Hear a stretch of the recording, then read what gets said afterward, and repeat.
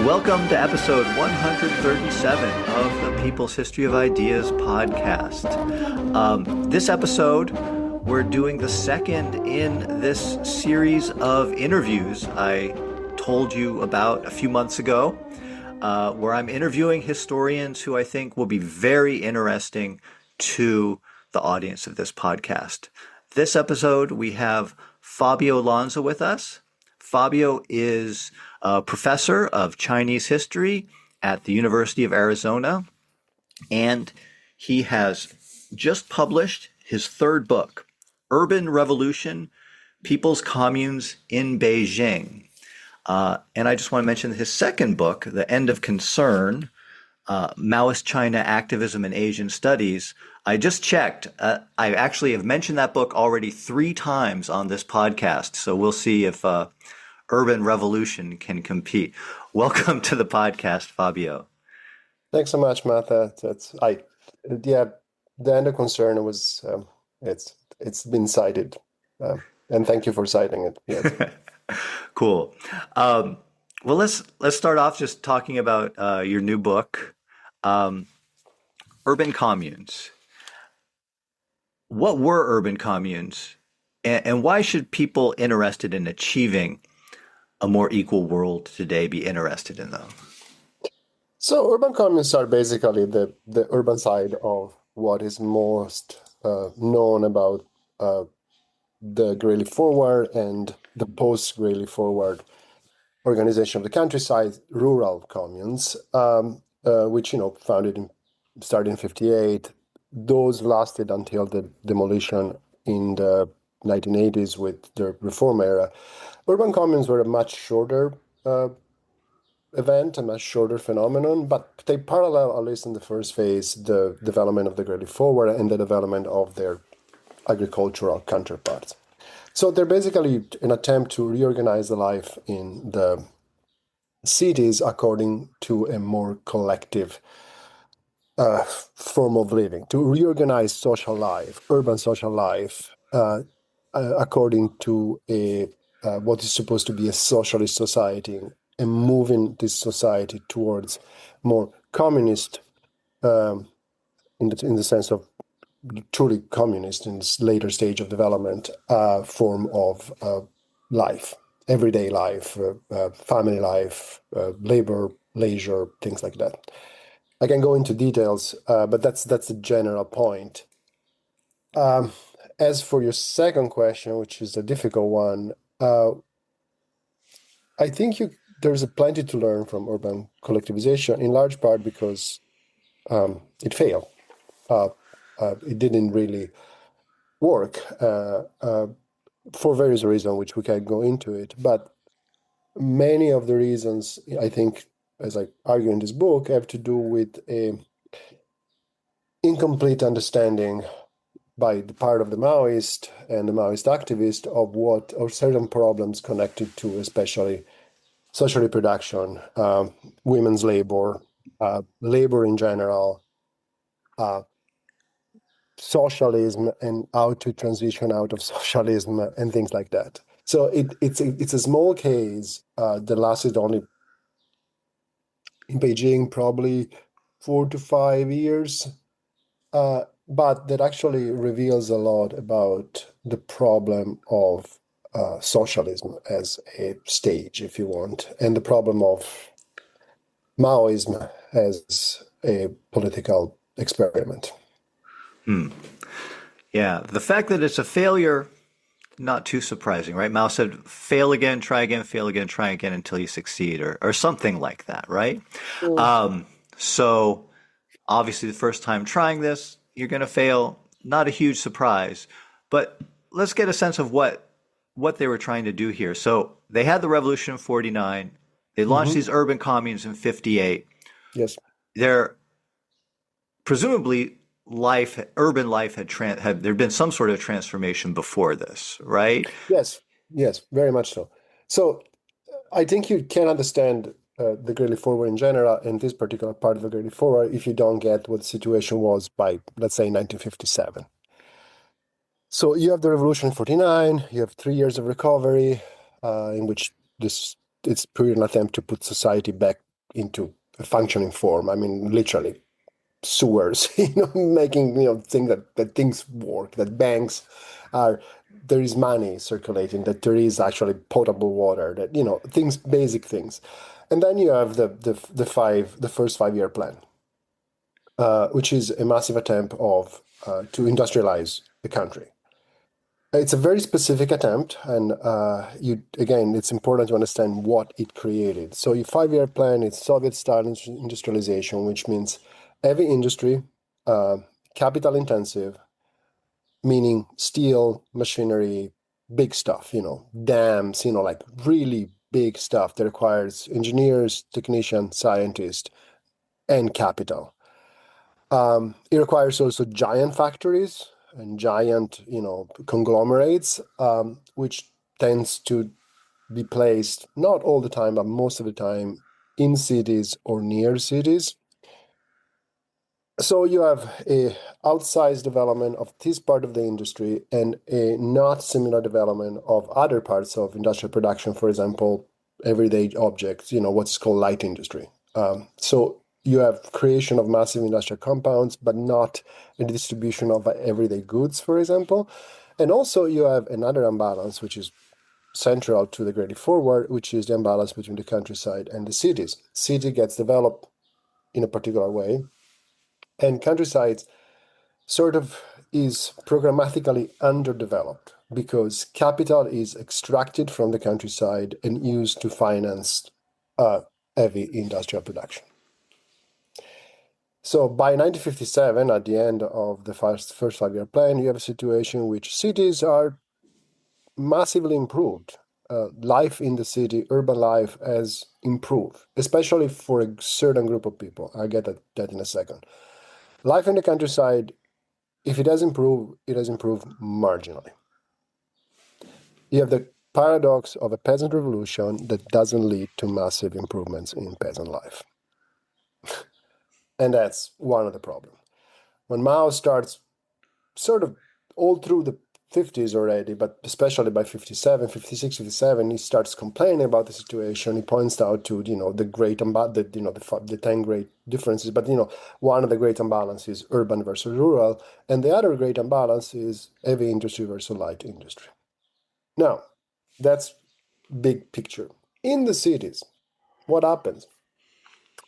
You have these massive industrial enterprises, state-owned, that develop into sort of forms of little cities within the cities. It's the beginning of what is called, and it's a typical Chinese, communist Chinese thing, the work unit or the townway in Chinese.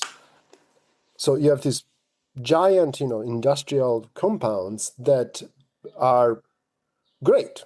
If you are a state-owned employee by 1957, your life is okay. You have a salary, you have mostly a lot of stuff that's given to you, like, your clothing, your food rations, your food coupons, all this other stuff that you need to get things are given to you. You probably have an apartment or a small apartment or a dorm or something. You eventually, schooling for your children is guaranteed and paid for. You are in this sort of almost cherished life as a worker, as a new worker, the new master of the country. If you don't belong to one of these companies, though, if you're not under a state-owned enterprise, and this is the fifth, I'm talking about the 50s, just before the Great Leap Forward, your life is very different. You don't have healthcare guaranteed. You don't have often you have a meager rations. If you have any rations of food coupons, you rely on the market to buy stuff. You don't have an apartment. You live in Beijing, you live always in downtown Beijing, in shitty apartments that are falling down because they haven't been repaired since 1600. You don't have guaranteed schooling, or if you have guaranteed schooling, you don't have access to the same level of schooling for your children. You have a very, very different life. So there is a difference even within the urban society, not just urban versus rural, but even within urban society. And that's the Great Leap Forward. The Great Leap Forward is basically an attempt to solve all these problems while keeping up uh, development of industrial production. So about what proportions of the urban population would fall in these two categories? The people who benefited from being, say, attached to a state-owned enterprise, and the people who had Well, it still been depends. kind of left at the mercy of the market to some degree. It depends where you are. Um, so it depends which city you're talking about. Um, Newer cities with a massive development of industry, uh, much fewer. Um, Cities like Beijing, you have a fair amount of people, especially the people living in the old part of town, and especially women who are not included into this thing. By the end of the 70s, by the end of the Cultural Revolution, by the end of the Maoist period, I don't have the number, but Joel Andreas argued that basically almost everybody is included into the work unit system of some sort, not if not completely state-owned, what is called collectively owned, but they have access to a certain amount of welfare, basically. But by this time in Beijing, numbers are difficult to come by. And again, I would say most women are not included into the work unit. And there's probably a fair amount of population. I would say probably like I would like I can give a ballpark, but I would say like 40% of the population is not included in this thing at this stage for sure. Probably more even. And again, it depends, and it is varies much depending on which part of the city you are, because there are Mm. part of the city where it's only work units, and that's fine. But if you are downtown, if you are in the center of a city where most of my book take place, there's no massive industrial production there. There's no big, and there are big government compounds which have the same function, but they're not really that many. Okay, and so since the Great Leap Forward is this kind of response to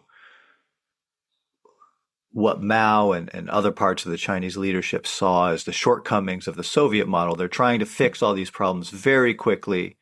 Starts Yes, off in the countryside. yes, They're at this point, at a certain point in 1958, they're like, oh, we like these communes in the countryside. Can we do this quickly in the cities? yes. That's basically, and so then Yeah. what do they do? Well, so the Great Leap Forward is an attempt to basically, as I said, solve this problem. And as you said, quickly and all at once, which is again part of the problem. So instead of capital intensive industrial production, what does China have in large amount? People.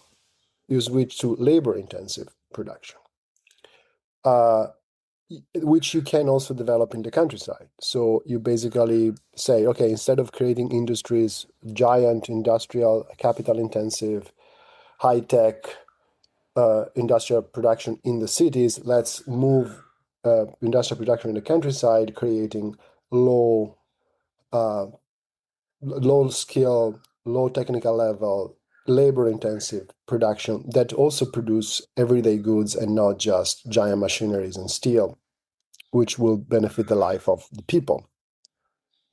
While doing that, we put people together into collectives and change the way they live.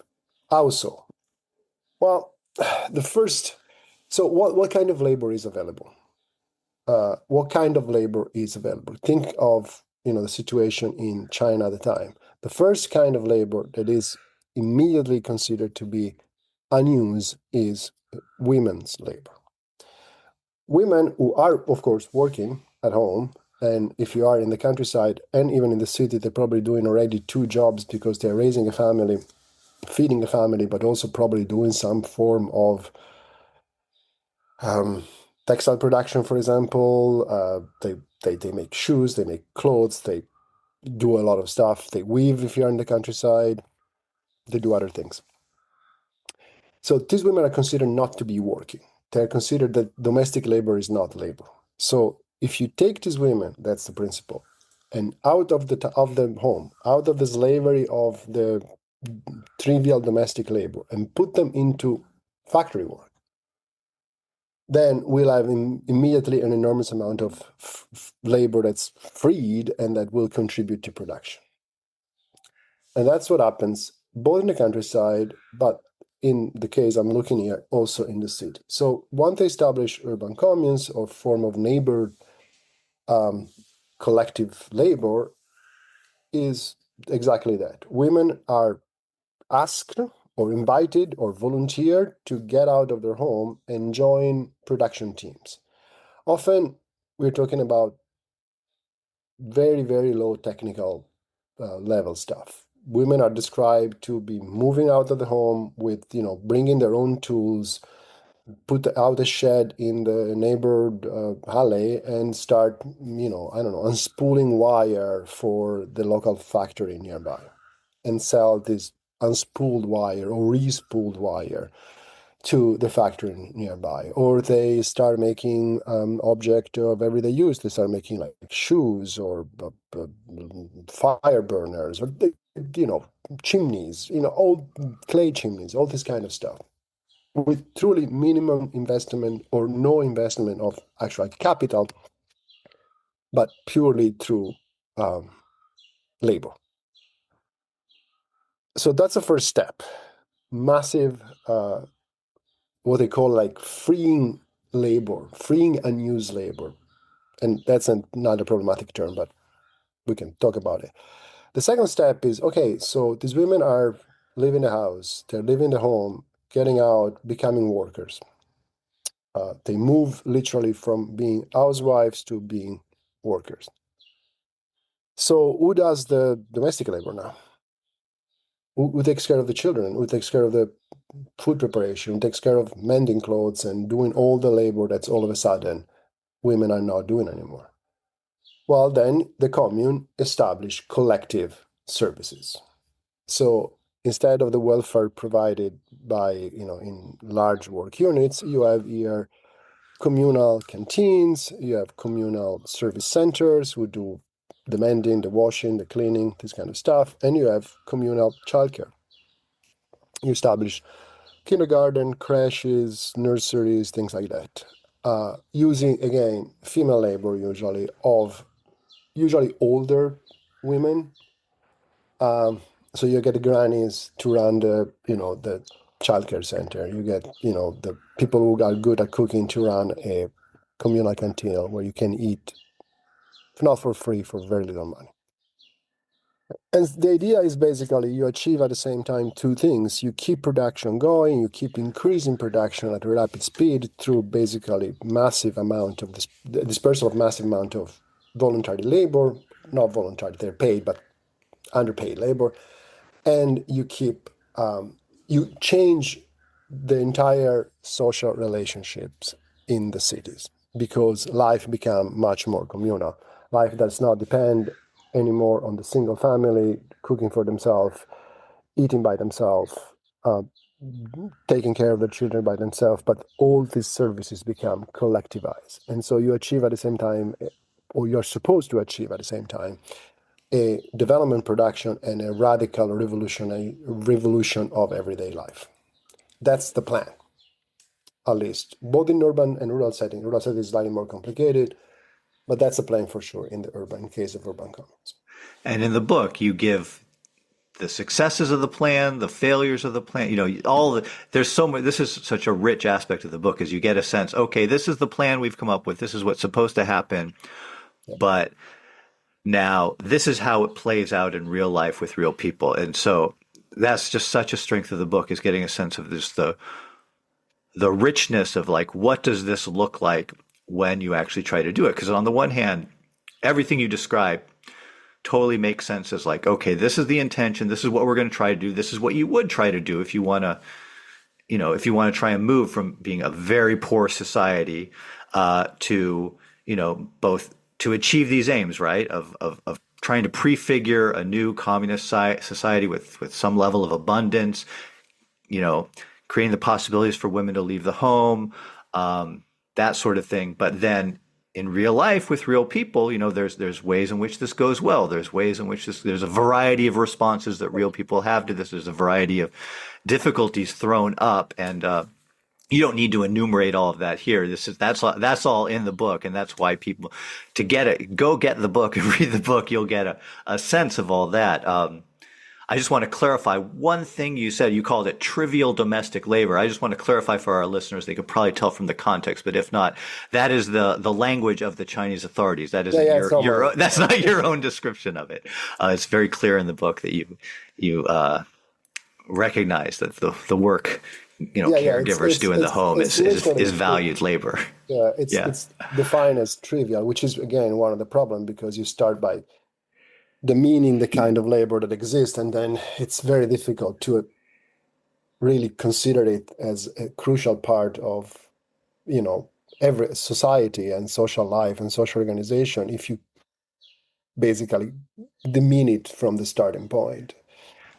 Yeah, right. And as you show, what's the leap between demeaning the labor and then demeaning the person associated with the labor?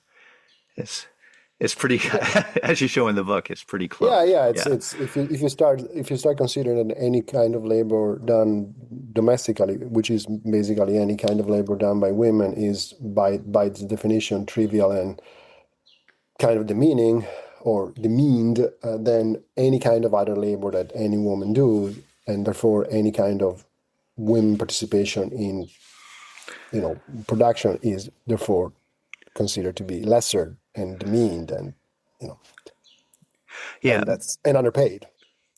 Maybe you could speak to this at just a little more depth. This, in your third chapter, there's clearly this tension that comes out between the need for China to raise the level of production, right? To go out, to raise itself up out of poverty through this tremendous effort of all of the people of China, putting their hands in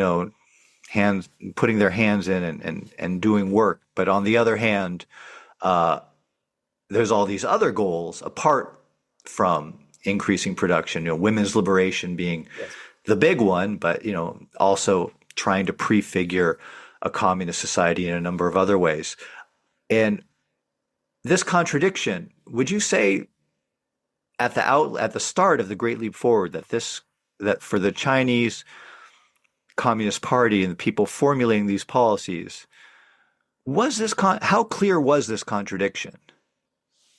I don't think it was clear at all. I think at the beginning of the leap, there is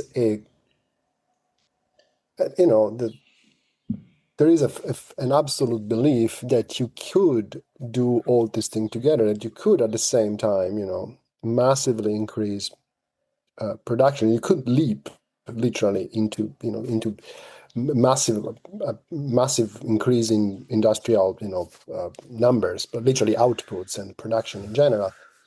And at the same time, you could achieve a massive improvement of society in terms of both available resources, but also available, not just products, but, cultural offerings and things like that. And third point, achieve what was called complete women's liberation, to achieve the full liberation of women from the slavery of patriarchy, basically, and slavery of domestic labor, subservient to male domination. And it's only, I think, in the actual grinding down of details and the actual experience of mostly women, but women and men involved into this experiment, that they smack into the large incompatibility of these goals, especially the goal of massive, always increasing productivity, always increased production, and the goal of reform social relations, specifically women's liberation, because the labor that's supposed to guarantee this change, which is women's labor, in this case, is the labor liberated quote unquote from the domestic labor into the factory labor. This labor is by definition undervalued, and it can only be undervalued because if you start valuing it as much as you value male labor, then you will ostracize. It will create an impediment to an obstacle to always increase production. So, for example, the condition to women's participation in labor outside the home is that domestic labor is supplanted by collective services. Who's going to pay for this? Well, the idea is that women increase revenue through salaries will pay for this, but women are paid very little because they are underpaid, because if you pay them too much, that will create an obstacle to further capital accumulation by the state. So women are underpaid. Collective services are expensive because you have to provide for stuff. And so often the entire salary of the women goes to pay for collective service, and it isn't even enough to pay if you start having 4 or 5 children. So how do you solve this problem? Well, the only solution is that the state intervenes and basically subsidize the services. And they are reluctant to do, because subsidizing services means that money is spent on something that's not capital accumulation. And that's, you get a conflict. And then, you stop providing services to women. When women get back to work at home, and they have to do 3 shifts, basically. They don't have just a double burden, they have a triple burden, because now they have political work, they have factory work, and they have domestic work. And it's clearly unsustainable. On the other hand, women like to work outside the home, and they want the social services. So when the social services collapse, they protest, because they're like, wait, you promised me liberation. I was, happy to work in a factory. For the first time, I was making money for myself. And then you get into this, massive conflicts. So the goal of, I don't know how to put it, because I don't want to put it in stark capitalist term, because we are not talking about a capitalist society, but it is that the Maoists, like the Soviet, are still trapped into this process of developmentalism. I don't know how to call it otherwise. That you have to increase production, you have to develop production, which is understandable because it's a poor country. But you develop production at all costs, and to develop production, you need to increase capital accumulation. And capital accumulation comes on the back of overburdened and underpaid workers, in this case, female workers. And that becomes unsustainable, basically. Yep. To what some aspect of this, I think, has to be an ideological question, right? It's like, on the one, there was one thing that characterized the Maoist period was the mobilization of people to do all kinds of voluntary labor, free labor, even to work, just work to uplift China out of poverty. Yes. And yet clearly there's one thing that came through in the book is that there was a moment for a lot of these women where that was where they started, but at a certain point, they began to feel like, oh, you're just exploiting me. This is, and where does that, there's like a tipping point there. It's hard to pin down. Can you shine some light on that? Yeah, I can't tell you exactly a tipping point, but it's because I think there is so the movement, I'll tell you briefly the story of the movement, very, very schematically. It started in 58, summer of 58, develops quickly, especially in Beijing, till the end of 58. Then there is a stop because the leap is creating problems, mostly in the countryside. And it's the first evidence of overwork, starvation, diseases, things like that. So they stop the collectivization in the city, or at least they stop creating urban communes in the city. But collectivization continues through entire year of 59 with local experiments. And then in early 1960s, there is after Lushan and after sort of a dirty vamp of the leap, there is a go ahead again, full-blown collectivization, urban communes creation in the cities again, even in Beijing. And Beijing had like, I think 6 or 7 urban commune, and I forgot the numbers, they're in the book. 6 or 7 urban communes by the end of 58, and they had 48 or 49 by April 1960s. Like, insane development.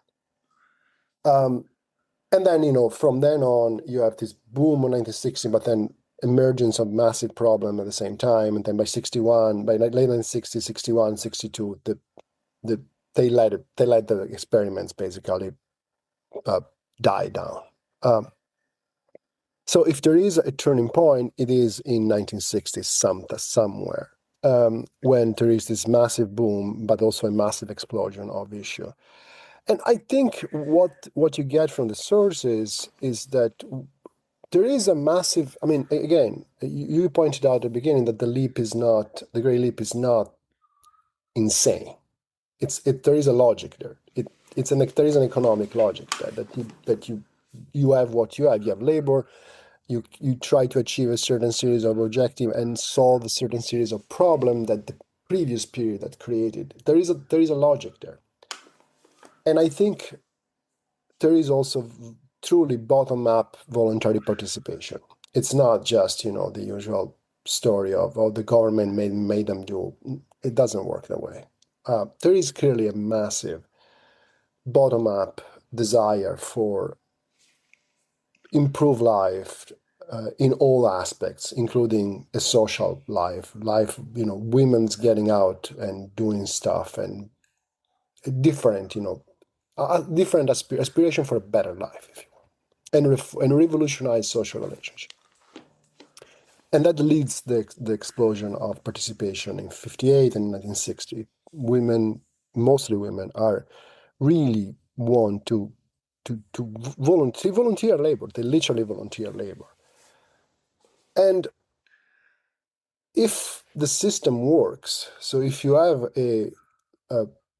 women got into factory, producing stuff, getting some money, getting some rewards, monetary or emotional, or both usually, and at the same time, the tasks of social reproduction are actually taken care by collective services, which in some cases they are collective services that work, and they keep working for many years afterwards as independent sort of organization.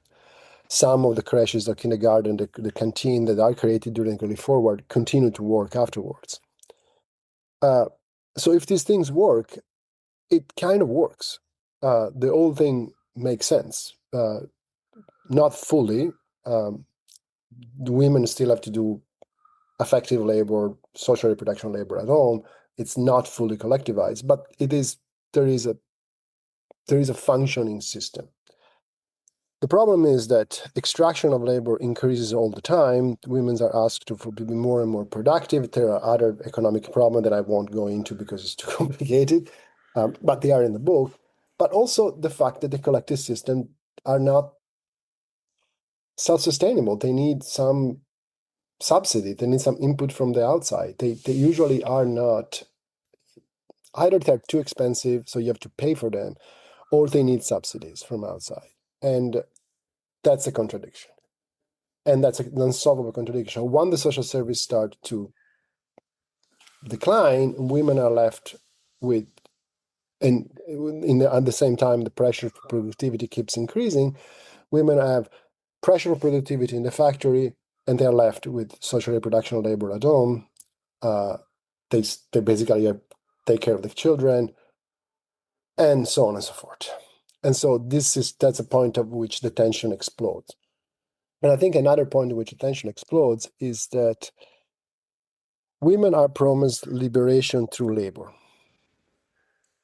Now, as Italian Marxist feminist wrote, you can, slavery in the assembly line is not a substitute for slavery at the stove. So there's no real liberation through participation in industrial labor. There can be, really, So, and also these women are programmatically given the worst kind of industrial labor. They do really boring, cheap labor. They literally unspool wires or do minor things, often for other larger facts. They do the labor the men don't want to do, often. The problem is that eventually this labor will mechanize and they will become technician and they will improve their status in life. And in some cases that happens, but in most cases it doesn't. And so they are trapped in also forms of labor that are particularly exploitative. And they remain exploitative as by definition, because they have to be cheap. Basically, they have to be underpaid. Otherwise, the whole system doesn't work. And again, you can see an horizon in which mechanization solves this problem, in which increased abundance solves this problem, in which you would have a better solution. But it's not under those conditions. And also, I want to stress, not to be a downer fully, this was done incredibly quickly and incredibly in a rushed way. And that's impossible, basically. They don't even have the time. The problem is that the kings come out and they say, "Oh, we have this problem. We can solve it," but they don't have a time to solve it, because by the time they try to solve it, the experiment is doomed a failure and it ends. There's this line in this song by Prairie Fire, the old Maoist folk band from the 70s in the U.S. here, where they talk about. I actually have an episode of this podcast where I just played this song like way back. You could. It's about going to China, and there's a line where they're like, where they're celebrating all the great new things in China. And they said it goes something like this. I'm tempted to try to sing it, but everybody will turn off the podcast if I do. So I'll just say the line. It's they work 10 hours, 6 days a week with great machines built by their own hands. And it's funny because when I first heard that line, I was like a 19-year-old anarchist. And I was like, what the hell are you talking about? They work 10 hours, 6 days a week. That's not liberation, right? So what happened to the 40-hour work week? But of course, when you understand what was going on in China, there's a sense in which that labor, when it's understood as being part of this larger project of socialist construction, it can be liberating, and especially the whole thing of like with machines built by their own hands and stuff like that. You get this sense of the workers in a socialist society becoming the masters. That's the idea, right? They become the masters of the machines. They become the masters of labor. They become the masters of society. But then I've got to think that if that's how you start off, and then you begin feeling after 2 or 3 years like, you're making a third, a fourth of what the men are making, you're doing the worst work. It generates a lot of disillusionment in a lot of these women, right? It does. And again, there's also pride. I try to explain in the book, because, the sources are strangely vivid about this. These are government sources, by the way. These are also very vivid about reporting women's reaction and explaining complaints, and there is a fair amount of pride.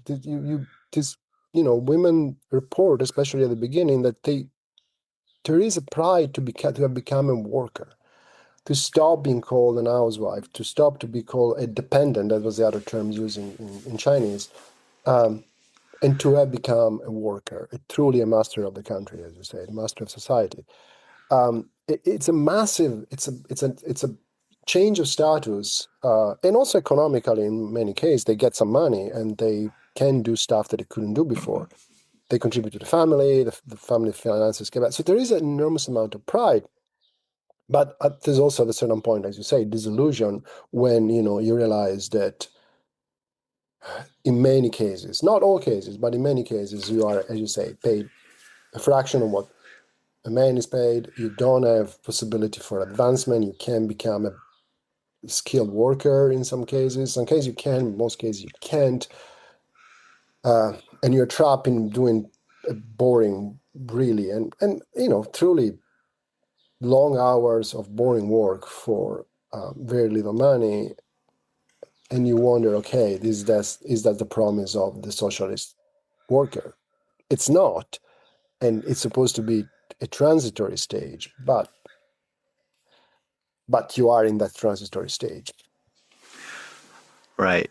And so let's talk about the people formulating these policies then, because clearly there's some people who are like who in the these theoreticians of the political economy of socialism and the Chinese Communist Party who are saying we need to move as quickly as possible to prefigure communist relations and do away with all this bad stuff. And there's some other very vocal advocates for like we need to squeeze as much value out of these workers as possible so that we can develop the country. And so one thing that was really interesting to me, I was interested in the whole book, obviously, but the second chapter of the book where you deal with the theoretical debate about the political economy of socialism, where it seems like, tell me if I'm wrong. This is how I understood it. Is that basically you've got the Great Leap Forward gets started earlier in 1958 on these premises of okay, we're moving past the Soviet economic model. There's a sense that things are going well in the countryside, right? They're trying to address what you mentioned earlier, this fact that look, we need to improve things for these peasants. We need to industrialize, and we get all this done at once. Things seem to be going well. And then on that basis, in, I guess, October 1958, and then for 4 to 6 weeks, there's this surge in articulation of theoretical positions, led by Zhang Chunqiao, somebody people who've listened to this podcast before will be familiar with, one of the future leaders of the Gang of Four. But other people too saying, advocating very radical positions for, let's restrict capitalism as much as we possibly can, even though we have to, there's still survivals of the law of value and wages and stuff like that. And then after 4 to 6 weeks, once the disaster in the countryside kind of hits home, you have this total shift of gears where people are, where all of a sudden, and the funny thing is, I guess some of these people were on both sides of this debate. There's just this championing of the law of value. What's going on there? Are there people who are throughout this whole thing, fighting to say, hey, we should do better by these women? These women workers? We should do better to prefigure women's liberation. Or should we restrict the law of value? Sorry, I'm just going on. I should let you talk. No. It's a good question. So the weird thing is that there is the two things happen at the same time, but they're not theoretically. They are theoretically connected, but not explicitly. So the question of women's liberation is debated in the Great Leap, but I would argue it's debated more at the very, very local, practical level by these women who are experiencing the changes of the Great Leap that at the top level. And it's probably, I say in the book, it's probably the last time that the question of women's liberation is debated and experimented at this level. And I might be wrong, but as a mass movement, probably it's last time. And at the top level, you have this debate, which includes indirectly the question of women's liberation, but does not include it like explicitly. I don't know how to say, because it is the debate about what is usually called the vestige of capitalism, the leftover of capitalism. In this particular case, the law of value and what it's called bourgeois right, this. But basically elements of capitalism that continues to exist in socialist society. And that most economists, famous economists at the time, accept as a given. We need the law of value, equal exchange, equal value. We need wages. People should be paid wages. People should be paid according to how much they produce. And so, retribution according to value, and all these other things, which are capitalist thing. They accept that they are capitalist leftovers, basically. The question at the theoretical level, as you say, is what do you do with these things?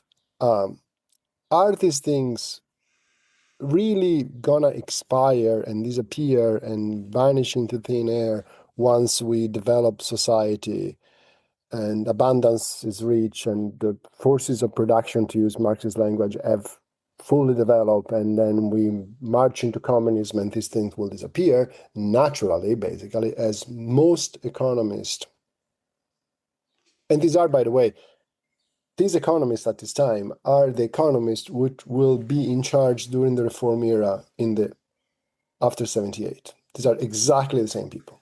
They come back with a vengeance. All of them. And so the question is, these will disappear naturally, or as Mao, Jiang Chunqiao, and others argue, well, these things, if we don't do something, will make us go back into capitalism. They're not just left over. They actively form of social organization and form of social exchange that will not just prevent us from moving forward into communism, but basically dragged us back into capitalism. If we keep giving wages to people, the wage form is inherently capitalist. It will drag us back. If we don't change, elements of social organization that are connected with capitalism will reproduce itself. And so the question is, and that's a question of urban collectivization, and the question of collectivization in general, is that what do we do with these things? And basically, the proposal by Mao and Jiang Chunqiao, and that's kind of embedded in the Great Forward, is, well, we have to, if we can't get rid of them completely, we have to progressively reduce their influence. So, for example, and that's a classic one, instead of having a economy that's predominantly based on commodities, things you buy and sell, let's have an economy that's based on products that you are given. You work, as you said, you work in a work unit, you don't pay for your clothes. Your clothes are given to you. You have a piece of paper that entitles you to a certain amount of cloth, and you get it. You have a piece of paper that entitles you to a certain amount of fish and oil and things. There is money has much less value in this economy. It's not really useful. And you move from an economy that's based on commodities and wages and money to an economy that's based on direct distribution of products to people. That's a dream. And it's not a stupid dream. It's not a stupid idea. It's cogent, but it's, first of all, very difficult to do outside a certain sector. And it gets into this problem that collectivization creates, and then once the leap degenerates into the famine, this whole process, as you say, basically collapses. But one thing that is true is that these problems remains. Sort of, there is a group of people that continues to debate these issues from the left. Throughout the socialist period, throughout the Maoist period. And I don't discuss in the book because it's outside the problem, but it has to do with the group around Jiang Chunqiao, and they keep rewriting this manual of socialist economics, which has 6 editions, I think, 6 or 7, I forgot. And they keep revising and trying to figure out the key to unlock what is the socialist economy, basically. And now you can make it work. The last edition is published, last edition doesn't get published, but it's finalized just before the full collapse of just before the Mao's death and the arrest of the Gang of Four. And it's available in Chinese. So they don't solve it, by the way. It's a problem that's very difficult to solve. But they keep talking about this thing. They keep reasoning about this thing throughout the period. And I think the experiment of the Great Leap is the beginning of this debate, basically, which gets eventually solved with the Reform era when they basically say, no, we're going capitalist. Bye. We're done. Yeah. So this isn't explained in the book, and maybe it's not something you can really explain, but there's this, all of that is basically the theoretical, the surge in theoretical production along these lines is totally at least the impression from the book is that it's totally cut short in, at least at this time period, in the middle of November 1858. But then the leap itself keeps going for a while. And so there's this retrenchment, of course, at that time. But then after the Lushan conference in May, wait, not May, in summer, 1959. I was just reading some stuff by Marx from 1859, so I got confused. But 1959, actually, it was about the Italian.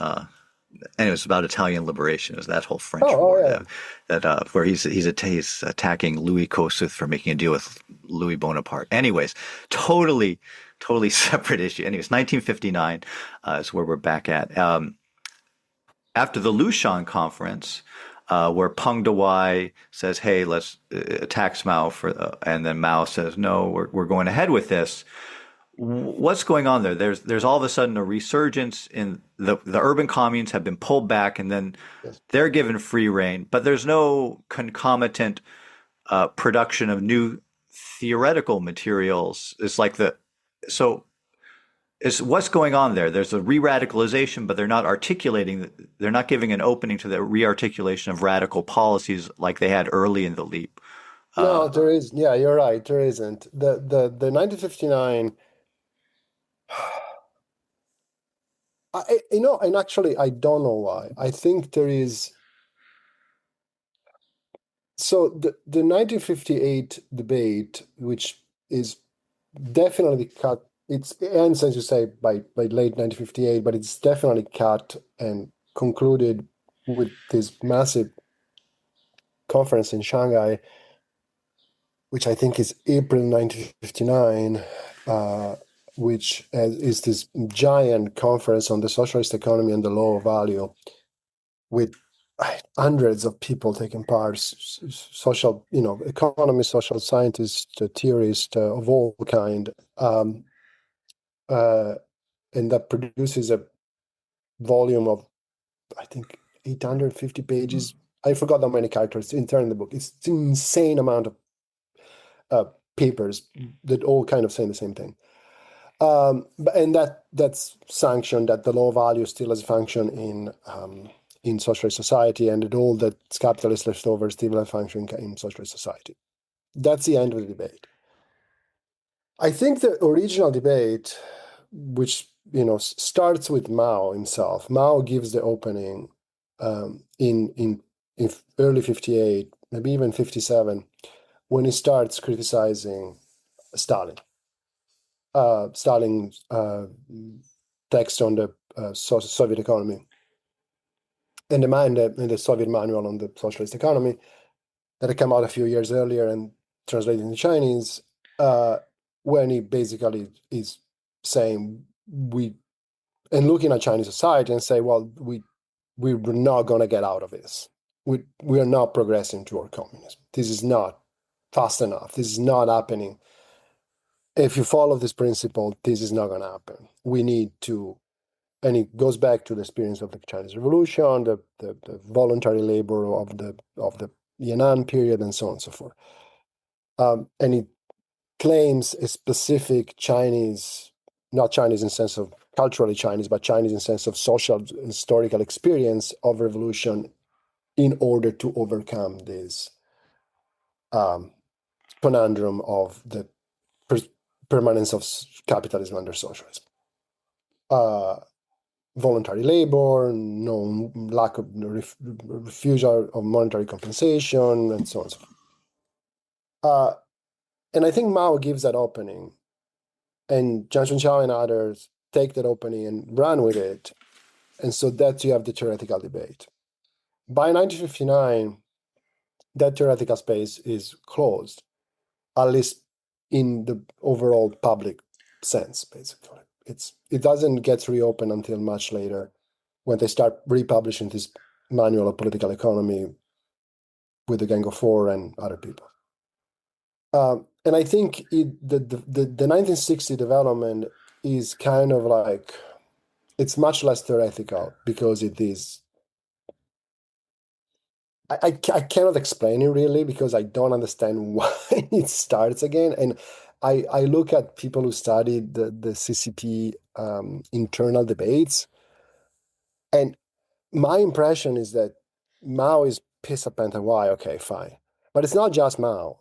There is this pent-up energy of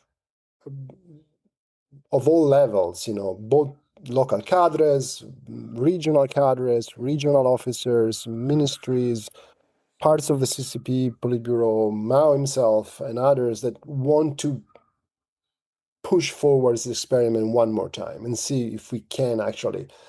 The famine is still raging, but they're trying to control it. If you can push it forward once again. And what you have in 1960, at least from what I see in Beijing, is indeed this massive pent-up energy of people that have experimented of collectivization through 59 and want to try to do it for real. And when they are finally allowed, there is a moment that the Central Committee say, go ahead, just you can do it. It's done. But it's done at a different level. It's on the level of grassroots people, basically. Maybe cities, maybe like municipal level, maybe regional level, but it's not done at the level of rethinking theoretically what's the problem was. And that I think is in part one of the reason why it doesn't go well is because they don't have a good, not that we do, by the way, but Right. but they don't have a good analysis of many of the problems that are inherent in the development of socialism. Yeah, Yeah. I don't have a better explanation. I think that seriously that space is, and I try to document how much reaction there is in late 58, early 59 to the original, debate launched by Jiang Chunqiao, and how thorough is like, there are dozens of articles in just the People's Daily saying, no, no, no, no, no, you're wrong. We have to do this. The low value, it's important. We're, wages. No, we cannot have a society without a wage. All these other things. In very Marxist term, but in very Stalinist term also. And that doesn't happen. And then I think basically blocks that space, at least at that level. Yeah. It's definitely from the perspective of someone who like looks at the Chinese experience as like, oh, I'd like a more equal world. Here's somewhere where they actually tried to move forward and do it. Definitely like the launching of the Great Leap Forward makes so much sense that they were trying to do. I mean, it doesn't seem crazy at all. Yet there is that point where they recognize there's this huge famine going on and there's this attempt to pull back. And it's like, okay, you tried, there were some problems, you're pulling back and readjusting.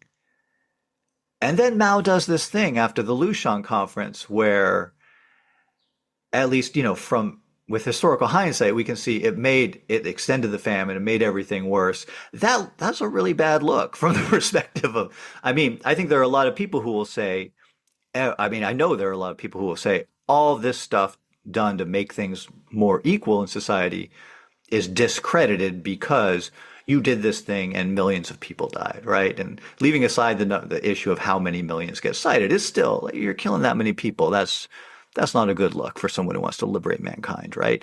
So it's interesting. I've always had trouble with understanding what if I want to think of Mao, which I do, as someone who really cares about the people, wants to achieve liberation.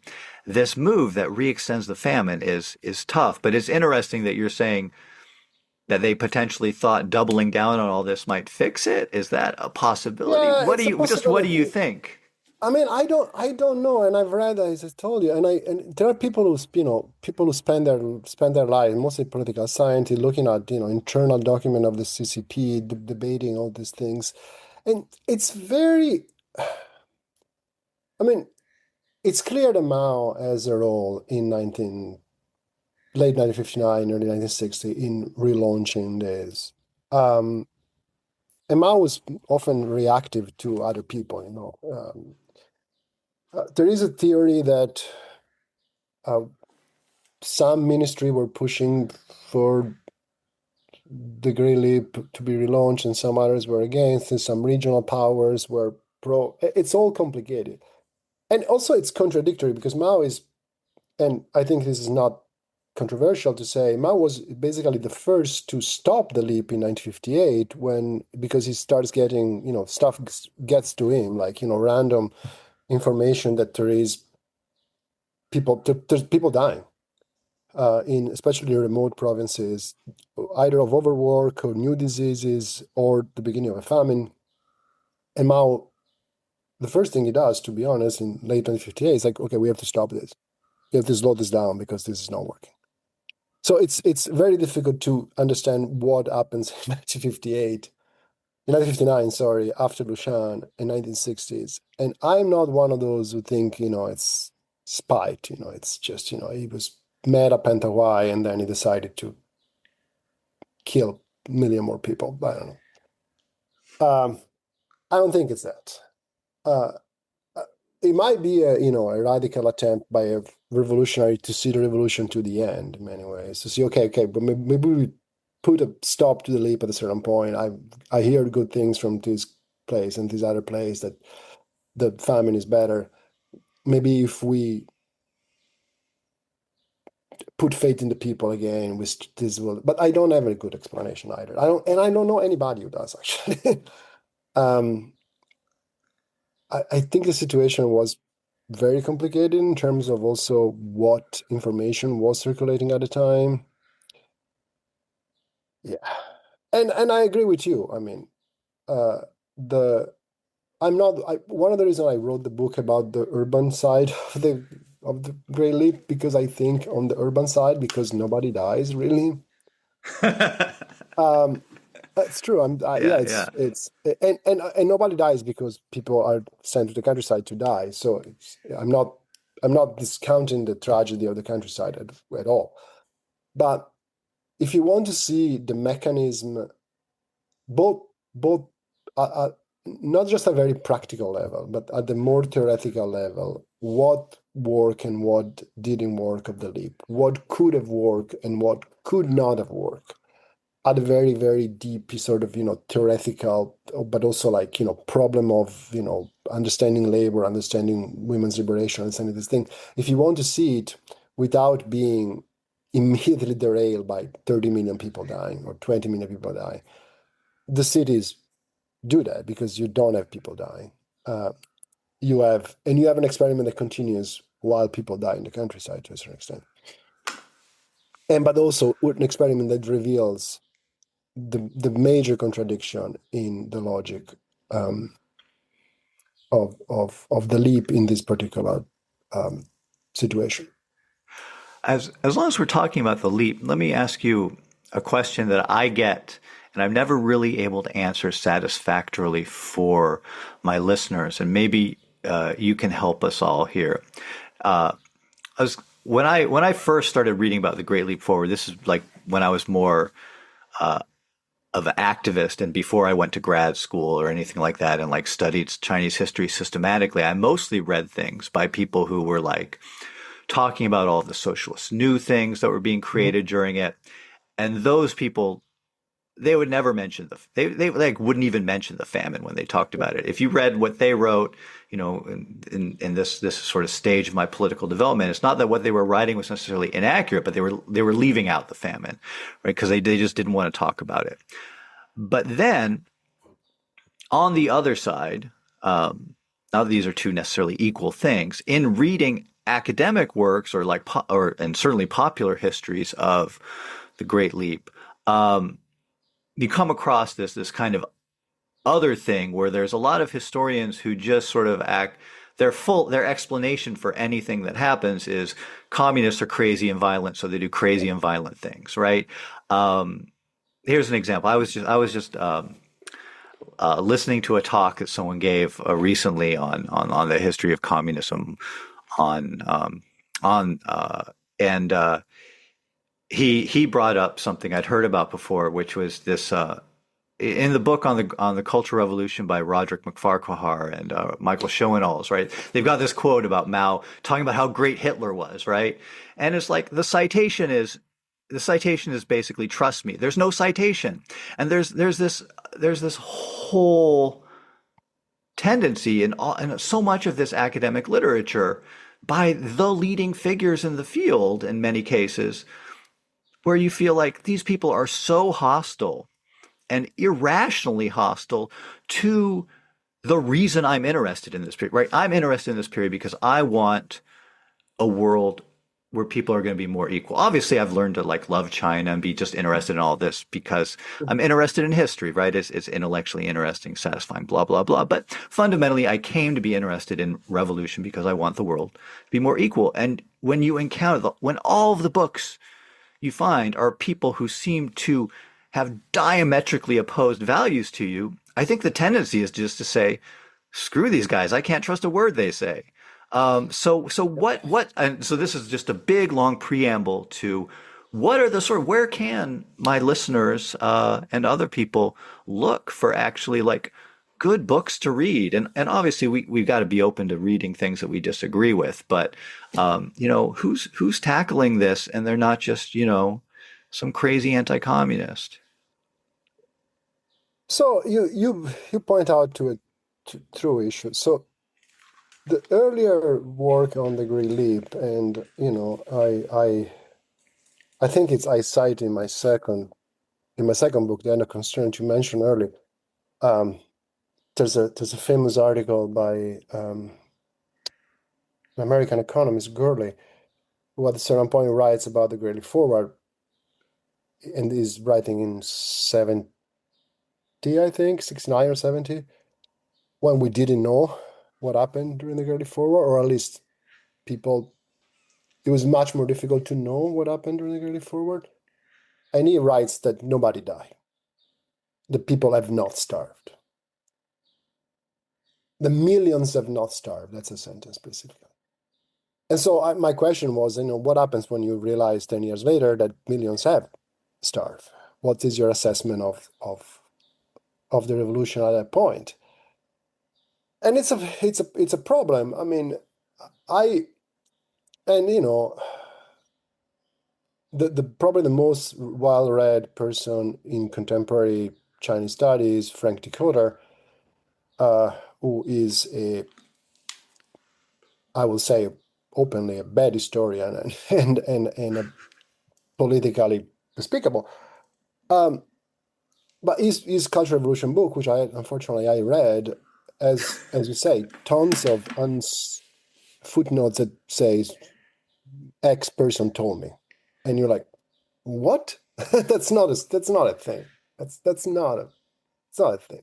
And most of his most inflammatory things are from other sources, which are famously problematic, like the Mao's Doctor Diary, or Runchang books on Mao as a monster, whatever the title is.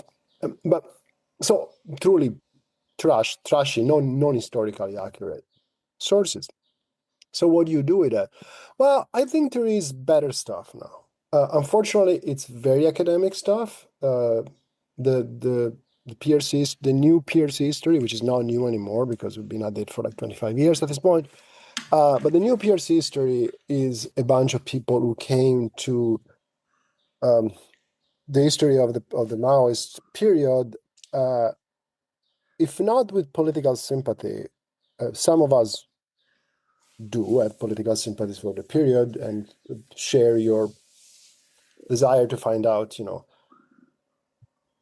the possibility of a better society by looking at the past and what didn't work. At least that's how I approach it.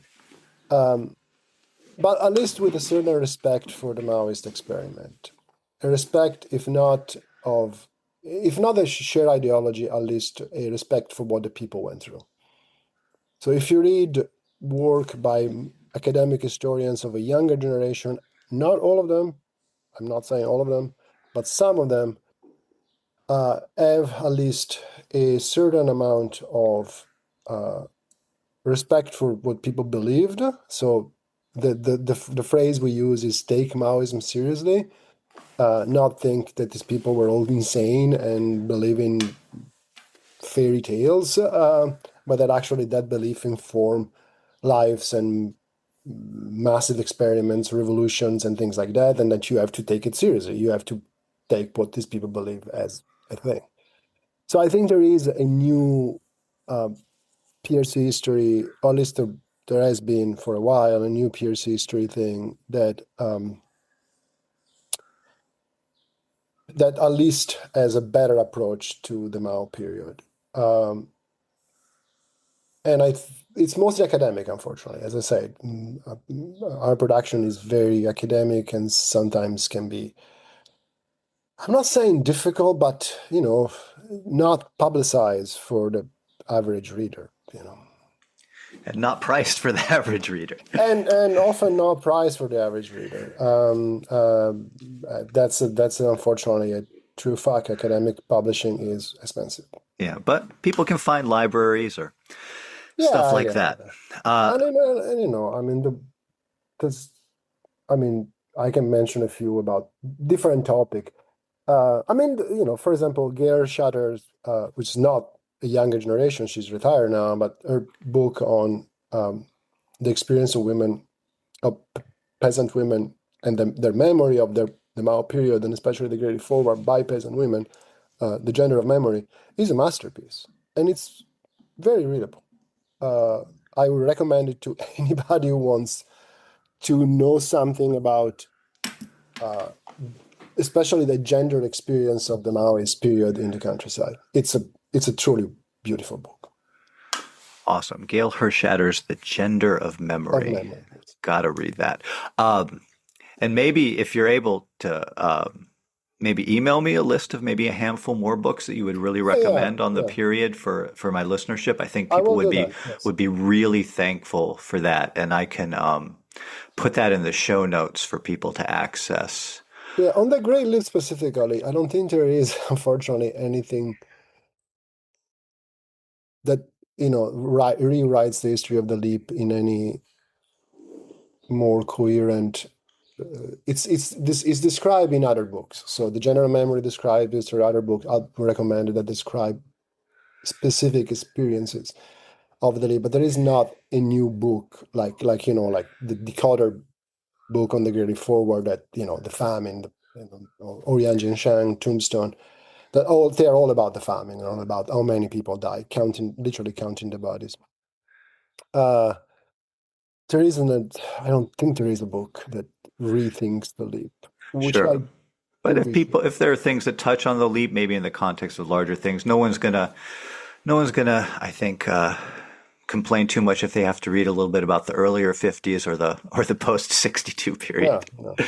Cool. Yeah. I mean, if I could get a handful of books for people, I think everyone would be so happy.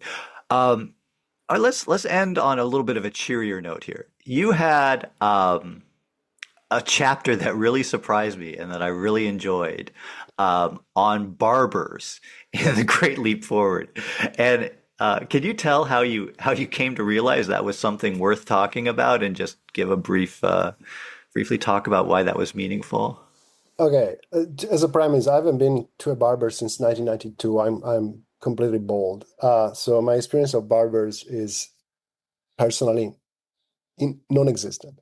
But the book is is based on sources from Beijing archives, 3 or 4 Beijing archives.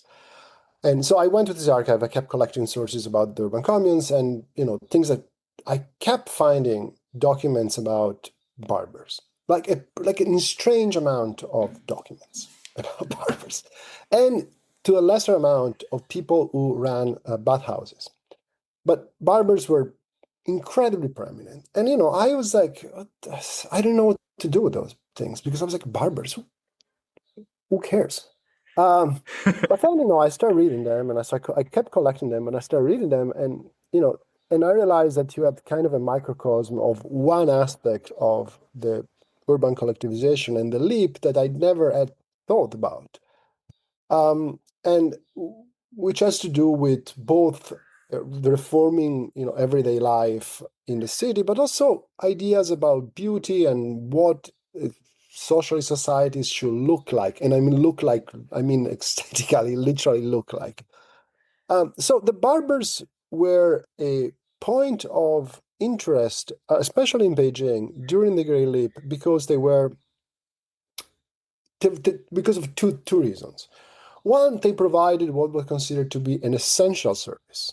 Um, uh, for some reason, there was a certain obsession by local cadres and local officer about hairstyle, and hairstyle was supposed to be an important thing. It was supposed to be the new socialist man and the new socialist woman were supposed to look good. They were not supposed to, have their hair unkempt and shitty. They had to have a good haircut, and they had the right to a certain amount of haircut per year. Um, I think one every 3 weeks or something like that. So they make calculation about the availability of thing, how many good barbers there are, and so on and so forth. And this is all in the idea that, again, socialism is not just supposed to be the transition into cosmonism, let me put it this way, it's not supposed to be a transition into a life where everybody is starving, but it's supposed to be a life where everybody is not just better fed, but also better, like better culturally, better aesthetically. People are supposed to be more beautiful in communism. And with that idea, barbers play a crucial role in that because your hairstyle is important for how you look. The other problem, and it's the problem with barbers themselves, is that barbers were, especially in Beijing, a profession that was considered to be a very low profession historically, and many of them were really poor. Many of them were peddlers. They ran around and cut your hair on the street. They were like little shops run by family shop. They had no money. They have no equipment.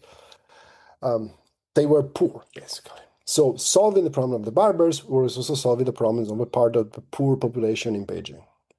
So I try to describe in this chapter the effort to collectivize the barber, to make them, to offer more services and better services to people. And, some of the problems that I mentioned earlier, that there's no subsidies for these services, that collectivizing them and eliminating, for example, material incentives for barbers leads to lower productivity or things like that.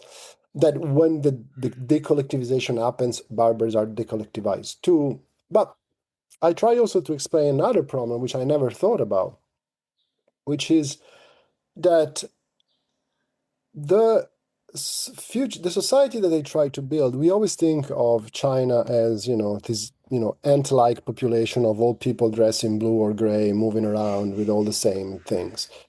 And it's very strange that it's one of the moments, it was strange to me at least, I didn't think about it, that in one of the moments of most collective energy and collectivized experiments of the history of the Maoist period, the Great Leap Forward, people were paying incredible attention to what kind of services were available for different kind of people.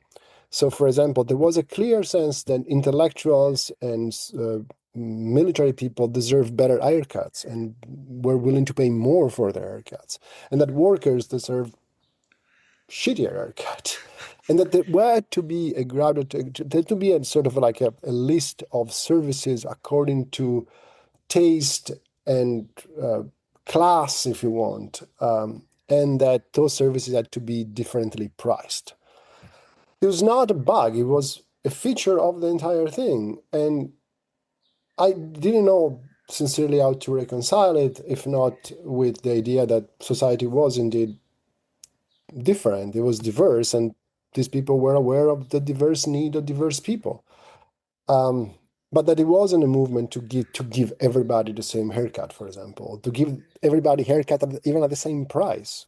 Every time these barbers went too extreme and they were like, "Oh, we'll give everybody cheap haircut," the central government or the government of the district will intervene and say, "No, no, what are you doing? No, no, no, you have to keep price difference because people with more money and more status deserve a better haircut than people with with low status and less money." Uh, and so I try to highlight this sort of incongruity at the very core of one sort of silly per certain verse, but clearly important aspect of the leap for people who were there, because they spend a lot of ink and a lot of money and a lot of time doing surveys of all the barbers in Beijing, what quality they are. There are competition for barbers in organizing certain district. It's a bizarre effort, but clearly it was important because, uh, again, as I said, socialist society and communist society was supposed to be not just better but more beautiful too. And then that's what you have with the barbers. Yep. So that was a fun chapter to write, and I hope it's fun to read as well. I thought it was delightful to read, and I love that line that socialist society is supposed to be more beautiful. Yeah. Well, cool. Do you that's all the questions I have. Do you have anything you'd like to add or like to talk about or would like to promote other than obviously your new book, which people should if they found this interesting, you will get a lot more by actually reading the book. Yeah, I know. No, I just want to say that, the book has been with me for a long time, and I have in various form. And I think one of the thing I was trying to sort of make clear in the book is how socialism, especially Maoism, was this attempt, and a serious attempt, I would argue. And again, I describe why it doesn't work and how it doesn't work in this particular instance, why the leap failed, basically. But I think a serious attempt not just to create major economic improvement, not just to build highways, but to literally change the life of people at the very, very minute level. The barber chapter is kind of an example of that. You want people to live a different life. You want people to live a better life. You want society to be organized in a more equal, but also in a completely different way, where there is no exploitation, or the exploitation is reduced to the minimum. And I want to take serious this attempt, and I think that the case of urban collectivization in Beijing sort of tries allows me to make the case a little bit better. I think so. So that's the kind of the one of the goals behind the book. As for other things, if your listeners, you can keep an eye on something called HPRC, literally H-PRC .net, which is the online presence of the so-called PRC history group.